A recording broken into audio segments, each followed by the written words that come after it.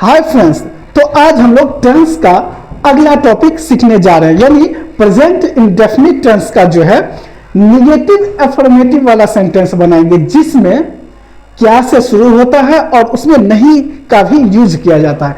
देखो, इससे पहले हम लोगों ने 3 तरह का वाक्य बनाना सीख लिया। कौन से टेंस का? प्रेजेंट इंडेफिनिट टेंस का, सिंपल प्रेजेंट टेंस का। ठीक है, जैसे मैं खाता हूं, और फिर दूसरा वाक्य मैं नहीं खाता हूं, और तीसरा वाक्य क्या मैं खाता हूं। और आज हम लोग चौथे तरह का वाक्य बनाना सीखेंगे, जिसमें क्या मैं नहीं खाता हूं, इस तरह का सेंटेंस होगा। ठीक है, तो चलो हम लोग देखते हैं। देखो, ये जो आज का टॉपिक है इंटरोगेटिव निगेटिव सेंटेंस, इसमें तुम लोग समझ गया कि क्या से शुरू होगा और इसमें नहीं का भी यूज होगा।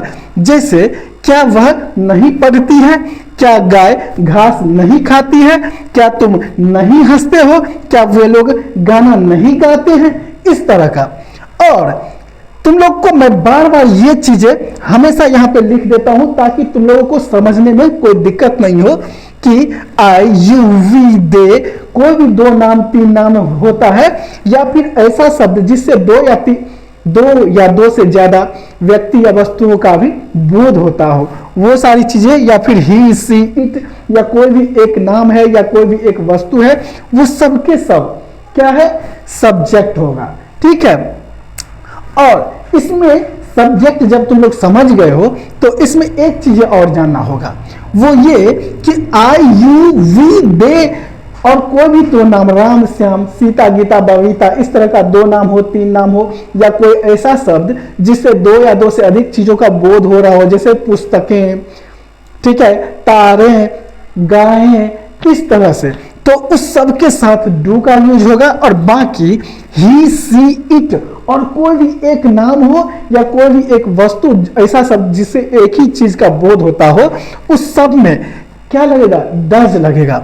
तो तुम लोग इतना समझ गया कि डू और डज कहां पे लगेगा, क्योंकि इसमें बहुत ही मायने रखता है। ये चीजें तुमको आना चाहिए, तभी तुम ये चीजें आसानी से बना पाओगे। ठीक है, तो देखो यहां स्ट्रक्चर क्या है, स्ट्रक्चर को हम लोग देख लेते हैं। पहले डू या डज, इसमें से कोई एक चीज, do oblique does plus subject plus note plus V1, और उसके बाद लास्ट में क्वेश्चन मार्क लगा हुआ है। ठीक है, सेकेंड स्ट्रक्चर इसी का, या तो ये फिर या ये, don't oblique doesn't plus subject plus V1। ठीक है, देखो अब हम लोग आगे बढ़ते हैं। डू या डज में से कोई एक ही हम लोग लेंगे। ठीक है, और क्या लेना है, डू लेना है या डज, वो किस पे डिपेंड करेगा? सब्जेक्ट पे। ठीक है, सब्जेक्ट के हिसाब से हम डू या डज का यूज करेंगे। तो पहला एग्जांपल है कि क्या वह नहीं पढ़ती है, तो इसमें डू आएगा या डज आएगा। तो क्या के बाद तुम लोग देखो क्या है, वह नहीं पढ़ती है। पहले तो वह है, वह तुम लोग देख लो डज वाले कैटेगरी में आ रहा है, तो डज यहां पे होगा। ठीक है, लेकिन अब सबसे पहले डज लिख देते हैं, डज। अब इस वह का कौन सा इंग्लिश क्या होगा? ही होगा, सी होगा या इट होगा? तो वह नहीं पढ़ती है, यहां पे इस वाक्य से क्या पता चलता है कि वह जो है ना लड़की के लिए यूज हुआ है। तो लड़की के लिए या स्त्री के लिए जो भी हो, तो उसके लिए क्या यूज करते हैं? सी। तो डज सी। ठीक है, क्योंकि डू या डज लगाने के बाद पहले सब्जेक्ट रखेंगे, तो इसमें सब्जेक्ट तो वह है, मतलब सी, और उसके बाद नोट है, तो यहाँ पे सीधा नोट, और फिर क्या? वर्ब 1, मतलब पढ़ना वर्ब है, तो इसका क्या हो जाएगा? रीड। पढ़ने का इंग्लिश क्या होगा? रीड। और फिर यहाँ क्या कर लेंगे? क्वेश्चन मार्क लगा देंगे। अब अगर सेकंड का यूज करें, तो इसमें डोंट है और डजंट है। देखो एक चीज मैं बता देता हूं, ये सब के सब नहीं वाला वाक्य है, इसीलिए इस स्ट्रक्चर में नोट का यूज हुआ है। ठीक है, लेकिन तुम सेकंड स्ट्रक्चर देखोगे तो तुम बोलोगे कि इसमें नोट हमको दिखाई नहीं देता है, वो कहाँ गया? लेकिन नोट है। तो नोट कहाँ गया? तो मैं तुम लोग को बता रहा हूं, डू प्लस नोट को मिला के डोंट हो गया। कैसे? डू पहले लिख दो, फिर नोट का एन, फिर कॉमा, और लास्ट का टी यानी डोंट हो गया। डज प्लस नोट को मिला के क्या हो गया, DOS डज लिखो, फिर इसका एन लिखो और लास्ट का टी लिख दो, डजंट। आगे बात समझ में? चलो तो यहां पे क्या लगेगा, क्योंकि डज लग रहा है ना इसमें, तो इसमें डजंट ही आएगा ना, डज और नोट मिला के डजंट, तो डजंट। और उसके बाद सब्जेक्ट है तो इसमें सब्जेक्ट वह है, वह का इंग्लिश क्या होगा, सी। और उसके बाद क्या है, वर्ब, वर्ब रीड है, इसमें वर्ब है पढ़ना तो रीड, यानी इसको किस तरह से बोलेंगे, डजंट सी रीड, क्या वह नहीं पढ़ती है, इस तरह से हो जाता है। ये कोमा थोड़ा सा छोटा देना तुम लोग। हाँ अब आगे बढ़ते हैं। क्या देखो यहां पे मैं एक चीज और बता दूं कि मैं ये दोनों ही स्ट्रक्चर का यूज करके इसमें पहला वाक्य मैं बना दिया हूं, और तुम लोग इसी तरह से ये सबका दोनों बना सकते हो, लेकिन मैं एक ही स्ट्रक्चर का भी यूज करके तुम लोग को बता देता हूं।